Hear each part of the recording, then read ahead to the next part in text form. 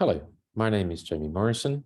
I'm just going to give this short 5-10 minute info recording about hosting one of our 30 or 45 HP or credit master's students on their master's thesis project. As you can see from the title screen, I'm from the Institute of Pharmacy. So we're going to be talking today mainly about students in the pharmacy department or at the pharmacy faculty at Uppsala University. You need to find a few more details out about what it actually means to be a host. So the student will take on a thesis project, and usually it will take place over one semester if it's a 30-point or credit course, and this is normally between January to June, or the more extended thesis project, which is 45 credits or 45 points. And this normally goes on for 1.5 semesters. And again, usually the timescale is from October to June. The whole thesis project starts with you and the student sitting down and coming up with a preliminary project together. So you have to come up with a project plan, which is then submitted to the course coordinator. So there will be different course coordinators for each of the master's thesis projects. So for example, for the drug development and for the modeling course, you will have Luke and Per respectively. And for the biopharmaceutical course, you will have myself and another person called Nicole, who will also be administering that course. Usually during the master's thesis project, there's a halftime presentation where the students discuss their progress. Again, this is mandatory and the student has to be given the opportunity to attend this halftime oral presentation. And then the actual thesis project itself is assessed via a written report, a scientific report usually, and also presentation in an end of year master's thesis project presentation series. So this is what basically is required of the master's student and of the host to be aware of.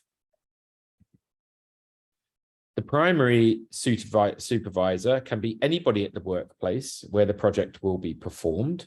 The primary supervisor has the suitable competence in relevant areas and will be accessible to the student during the master's thesis project. And again, the primary supervisor is there to support the student, is be able to show the student how to work, how to encourage them to work independently. Now, the primary supervisor has to have a PhD. However, if the supervisor does not have a PhD or is in the process of gaining their PhD, they can still be a supervisor for the student. However, we also have to appoint an academic supervisor from Uppsala University. And this academic supervisor will oversee and make sure that the oral and written report meet the required scientific standards and meet the standards of the course plan of the master's thesis project. However, that doesn't mean that the supervisor, if they're not the primary supervisor, it doesn't mean that the supervisor doesn't have to read the written report. In fact, we actively encourage it.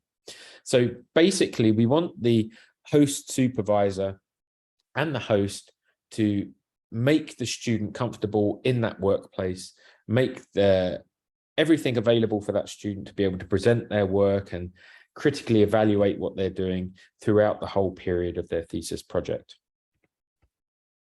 Now, there are certain responsibilities of the host. So, for example, the supervisor, primary or otherwise, has to sign an application form for the degree project, and this is before the student registers for the course. The student has to become familiar with the workplace. So whether it's an academic institution, a industrial workplace, regulatory workplace, it doesn't make a difference. The student has to be immersed in the practices of the workplace to where they will be doing their thesis project. So they have to do, for example, safety. They have to do things like take part in departmental meetings, all the things that are required of normal employees within the workplace.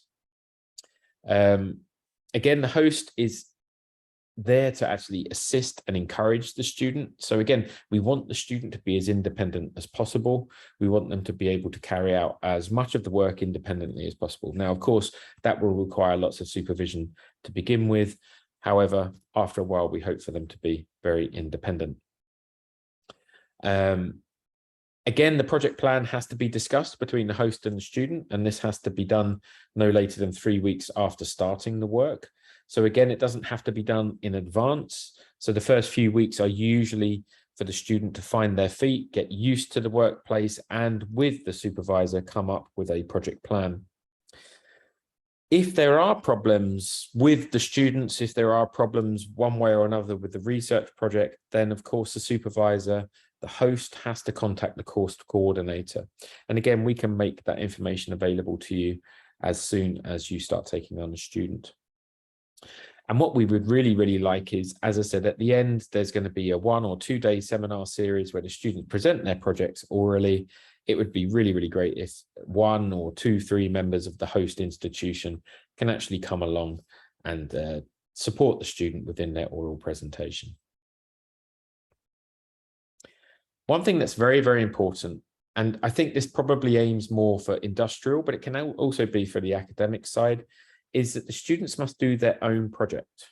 They're not basically there to be a dog's body or a lab engineer or a technician that will basically do tasks that will keep the company, keep the academic group running along nicely. They have to do their own project.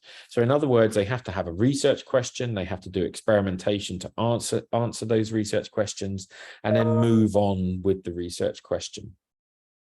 Now, of course, it could well be as well that the host institution requires a sort of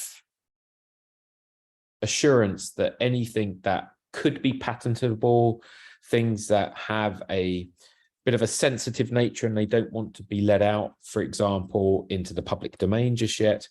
Of course, we do acknowledge that, and it's up to each individual student to make sure that they find this out with the host.